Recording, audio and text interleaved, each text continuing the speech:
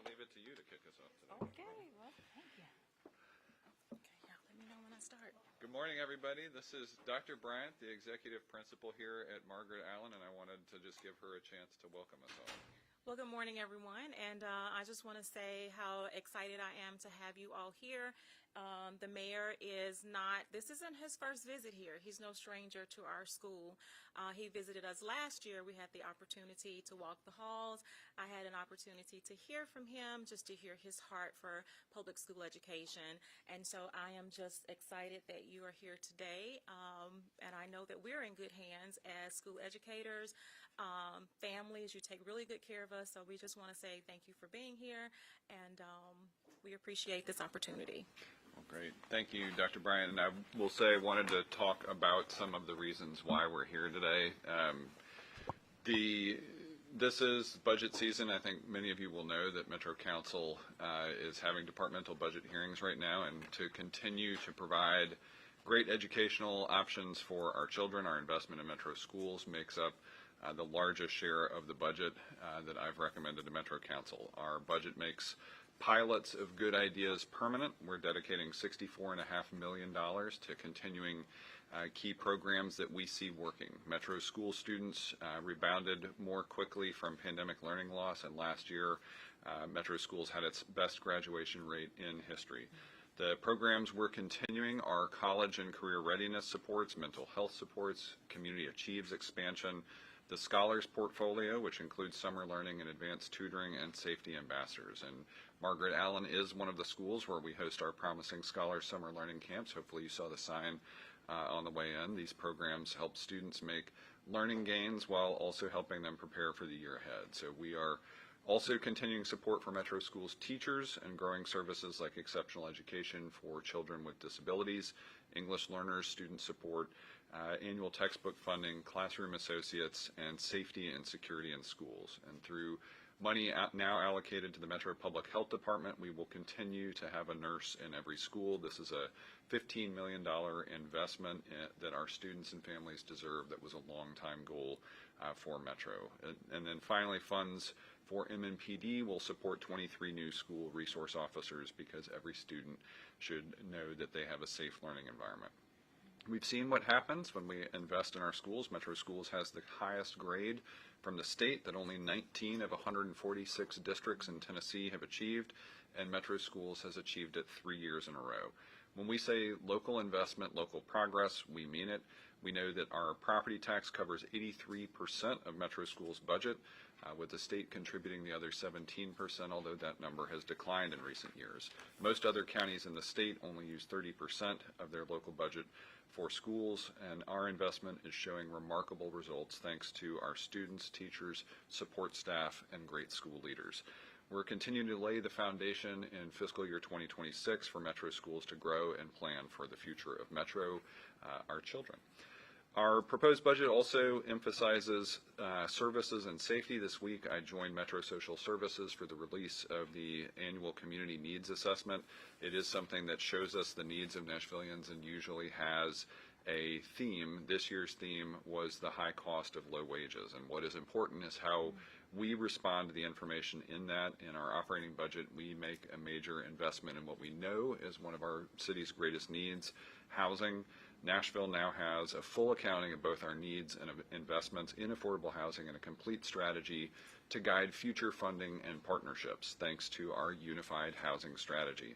This year I've proposed a $45 million commitment that includes support for rapidly rehousing people in crisis, continued investment in the Barnes Housing Trust Fund, delivering services for people at greatest risk of losing their housing, and pilots for things that we know we need to study further and build capacity around.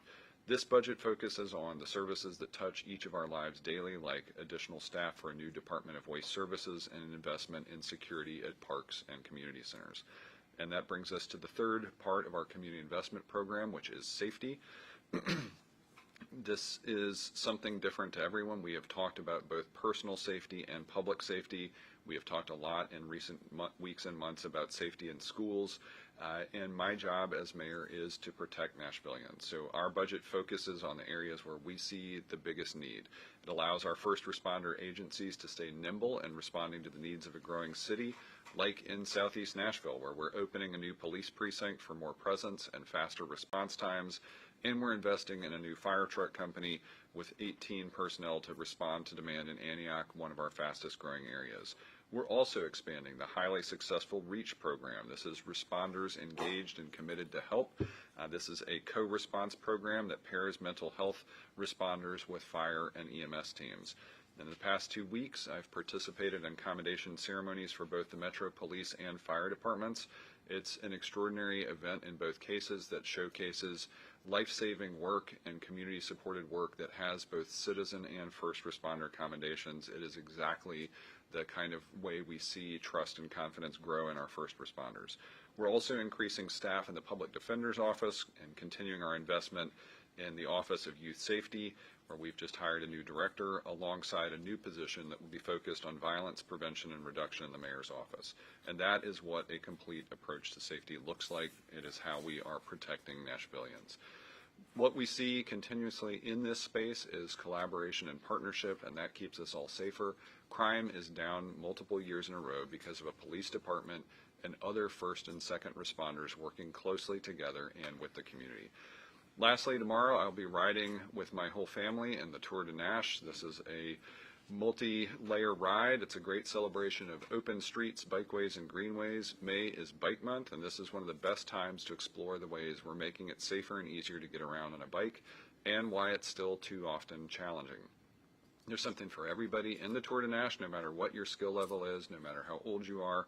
Everything from a 5-mile city tour that's car-free and family-friendly to a longer 45-mile grand tour. You can learn more at walkbikeNashville.org. Of course, this all happens weather permitting. We do have a chance of some severe weather tonight and tomorrow, so I do encourage all Nashvillians to stay weather aware this weekend. And I will be happy to take questions. Yeah, you can stay or go. Yeah, well, unfortunately, we are looking all the national news, and we know the Secretary of Homeland Security are talking about the funds you made it. I want to answer because I know I stayed with you in another press conference also with national mayors, and I want to answer because we who believe in you need to listen from you the reality. Yeah, the reality is we are doing 3 things here on the ground in Nashville. We are fighting crime, we are protecting Nashvillians, and we're operating the city. And so I think as we go into the budget season, as we know that there have been increases in immigration enforcement activities, people should be aware of that and know their rights. But overall, we are focused on the same 3 things. Mayor O'Connell, any response to Congressman Andy Ogle's allegations that there's obstruction? No response. Are you at all worried that you might get arrested or anything like that? I mean, I will say this. I talk closely to our legal counsel almost every day now about the overall landscape. We are not looking to obstruct any federal or state law. Don't have any reason to be concerned. And I know they put out some of the names of people who have been arrested with some of the charges. Are you doing anything as well to try to get more of that information and all the names? We have reached out to both THP and ICE to try to get both names and charges for everyone who was detained. We have not had a response yet. And can we get an update on the taxpayer dollars you were talking about with the new immigration fund that was discussed, I believe, last week? There are no taxpayer dollars in that fund. We have not allocated anything to that. That is being supported fully by private donations. Okay, good to know. And then there is some reaction, people saying, this is supporting criminals and all the comments you may have heard. Do you have a reaction to any of that or want to clear up exactly what this fund is? The Belonging Fund supports families known to be impacted as a result of activities related to immigration, but the entire point is family supports, cost of living, those kinds of things. It's not even intended to be about legal services, so it is about people who have identified food insecurity as a result of possibly losing somebody who was an earner in the household. It is about child care. It is about basic family needs. And Oh, sorry. Was at $200,000. Is there enough to end this? As of the end of the week, I think it's now past $240,000, and already last week that money was starting to be distributed to families. Yeah, Megan. When we're looking at, I'm going to switch gears, to the federal grant dollars that you've said have been pulled out of the city, what specific grant dollars are you compensating for in the budget? Like very specifically. Yeah, we don't have specific, well, I will say this, not related to recent things. We do have a few responses in the budget to a loss of pandemic era funding, and that is what, as we have watched ESSER dollars and as we have watched some of the housing and homelessness dollars in, we are structurally putting some of the things that we've seen work in the budget. As far as more recent cuts, we're not compensating for those yet. We did adjust our fund balance policy to have a budget stabilization approach. That means if we need to compensate, we can do so marginally, but that's also why we've tried to quantify risk. Okay, so when you're saying that you're addressing, Trump budget cuts, there really aren't any that are affecting Metro right now? Right now, no, but that's also why we preemptively set up a budget stabilization process. Is your executive order 30 an effort to help notify undocumented immigrants of ICE operations? That's really not the intended point. The intended point was for us to have some awareness, and I will say it is an executive order that was issued previously under different administrations. We continued it, and what has happened more recently is a technical update, and we constantly, again, have our legal department reviewing it. Nate? As the mayor of Nashville, you have to work with Republican leaders. Can you talk about your efforts to build those relationships since you're elected, and are you nervous that this ICE situation could fray those relationships? I think part of the issue is we have worked intentionally to have working relationships because we know that executive branch to executive branch, our local Department of Transportation has to work with the State Department of Transportation. Our local economic and community development process has to work with the state ECD process. Our local education process has to work with the state education process. And so all of these things have been important. Similarly, we had to work with the state on a few different things, including the bipartisan legislation that allowed for the East Bank Development Authority to get created. So both executive and legislative branch relationships have been important. We've been very excited to have State Representative Darren Jernigan in our office since very early in the term. He has been instrumental in helping us build and navigate those state relationships. We have state and federal partners on lobbying arrangements so that we can stay in contact with a variety of people throughout the state and federal process, because we know that the grant application process under any federal administration and any iteration of Congress is going to be incredibly important. I do think these scenarios that have a lot of back and forth, frankly, in the media or a lot of back and forth on social media do put pressure on them, but we continue those conversations daily and weekly. Yeah, Earlier Ursula. this week, DHS tweeted about you and called you a pro-open borders mayor. I'm wondering, obviously you put a statement after that, but wondering how you personally felt about seeing your face on a national. I don't really care much. I'm focused on the city of Nashville and making sure we are doing everything we can for the city. And then, has there been any update in terms of DHS communication between your office and them? We have not heard directly from DHS. Stephen? It was my impression during the lead up to the budget that you and finance director and other people involved had been laying the groundwork for a budget increase by talking about those DOGE type cuts. So has that changed, or was that a misinterpretation by me? I'm not sure I would say that's how we were intending to go about it. I think we knew this was a reappraisal cycle. We knew we had to do three important things. We knew there was a pay study out there that we were going to have to respond to. We knew that there was a unified housing strategy that we would very likely want to respond to in the budget, and we knew that we were going to want to be in a position to get metro schools going. We didn't know everything that was going to be coming down the pike in terms of DOGE when we sent out the initial budget memo in January, but that's also why we have tried to be responsible with the approach finance took to the fund balance policy. And as the zoning discussion picks up steam, I think, in the next month or two with the planning department, and then also some neighborhood level upzoning efforts that have drawn some debate. What's your message to residents who generally don't want their I'd just say be in touch with your district council member. Let's do two more. For just in case you have that info, do you receive from Metro schools the average of the percent for the kids is not coming to the school because families are scared? I think there was a report of some data toward the end of last week. I haven't seen the latest numbers, but that's certainly a concern of ours. We want to always be in a position in Nashville where people who are in crisis feel safe and confident picking up the phone and calling for help. We want to be in a position where people feel confident going to work. We want to be in a position where people feel confident going to school. That has been increasingly challenging over the past few weeks. Austin? Yeah. One more budget question for you. Venture Council budget hearings have been underway since the start of this week, and I was curious how attuned your office is to the supplementary requests and asks from departments in those hearings, and if there's anything especially noteworthy that jumps out at you. Our team definitely, we usually have somebody sitting in on the budget hearings both to be able to respond. If we have questions from council members about why we might have recommended something, that's important.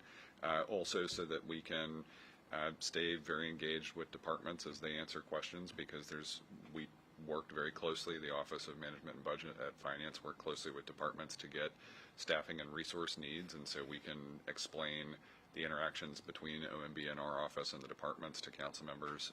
I have not yet heard anything that is clearly going to show up in a supplemental, but I think it's also very much midstream right now. We worked very closely with Chair Porterfield, who chairs the Budget and Finance Committee last year, kind of talked to her just as we were preparing to file the budget, and I was encouraged to hear her reflect on last year, and hope we get to a similar approach this year, where they have that opportunity at the budget public hearing to hear directly kind of the community's response to what we've recommended and digest that. She'll, I'm sure, get wish list requests from council members, and there may be some needs that adapt as council members hear from all the departments, but we'll take all that in stride. Do one last one. Araceli? Earlier this week, you spoke of the community needs evaluation when they released the report, and low wages was something that was primarily spoken about. In South Nashville, so many people have lost their jobs following post-ice activity. We speak to restaurant owners every day who say they've cut staff about 60%. Is this something your office is kind of hearing as well, and are you guys looking to maybe revitalize South Nashville a shade from that? It is something we are on the ground constantly paying attention, both our traditional ECD operation, but then we've had a focus on both small business and workforce development. We're also participating in conversations that are trying to elevate those economic concerns to state and federal leaders. And so I know we have seen listening sessions with Senator Haggerty's office. We have seen Commissioner Recorder out on the ground trying to collect stories. And I think it is important that those concerns be shared in a way that helps people digest what the on-the-ground economic impact is. We don't right now have a specific revitalization plan, but we are constantly talking to partners on the ground, to our small business network, and we'll continue to do that and sort of see where needs are over the next few weeks. All right. Thanks, everybody. Thank you all. Thanks. Thanks for letting me Yeah. crash the party. Appreciate you joining me. You're doing a great job. Thanks.